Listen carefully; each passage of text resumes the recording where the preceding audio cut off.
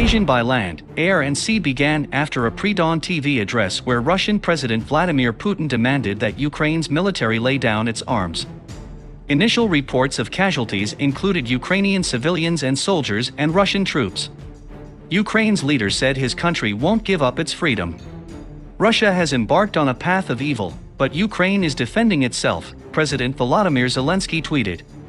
Ukraine has declared martial law and severed all diplomatic relations with Russia.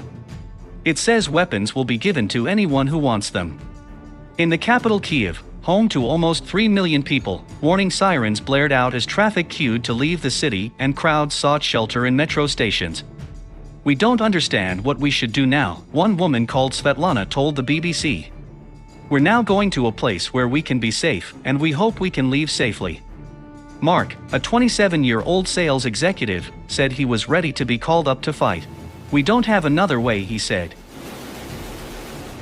Several neighboring countries have begun preparations to take in a large number of refugees.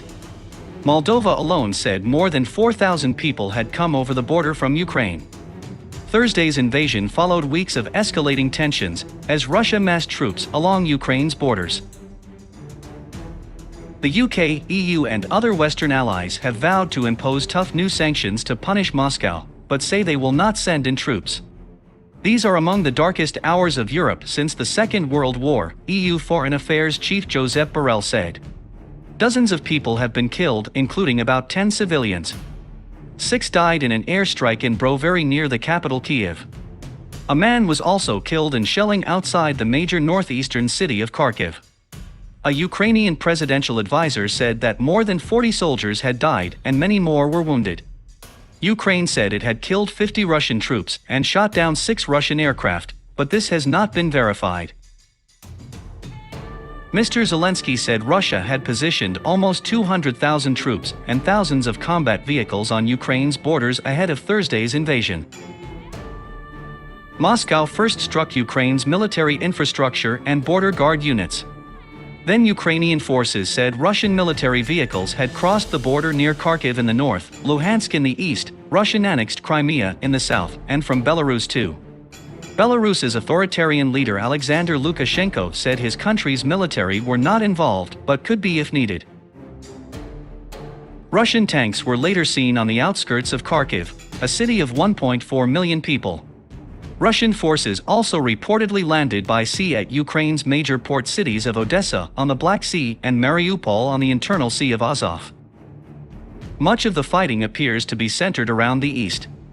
Residents of Kharkiv, Ukraine's second-largest city, say windows in apartment blocks were shaking from constant blasts as the Ukrainian military and Russian forces exchanged shellfire. But clashes have also been taking place around the capital Kyiv in the north and the southern ports of Odessa and Mariupol. Ukraine's army said Kyiv's Boryspil International Airport was among a number of airfields that had been bombed, along with military headquarters and warehouses in the big cities of Kyiv, Dnipro, Kharkiv and Mariupol. Footage verified by the BBC showed missiles slamming into an airport in the western city of Ivano-Frankivsk. Russia claimed to have destroyed more than 70 military targets. The Russian leader launched the special military operation by repeating a number of unfounded claims he has made this week, including alleging that Ukraine's democratically elected government had been responsible for 8 years of genocide. He said the goal was demilitarization and denazification of Ukraine. Hours earlier, Ukraine's president had asked how a people who lost 8 million of its citizens fighting Nazis could support Nazism. "How could I be a Nazi?" said Mr. Zelensky, who is himself Jewish. Mr. Putin also warned that any outside power intervening on Ukraine's behalf would face an instant response. Neighboring countries have reacted to the crisis.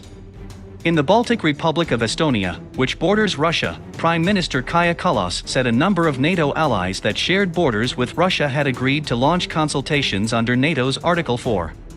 Under the Defensive Alliances Treaty, NATO can be brought together if any member fears their independence or territory is under threat. Russia's widespread aggression is a threat to the entire world and to all NATO countries, she said.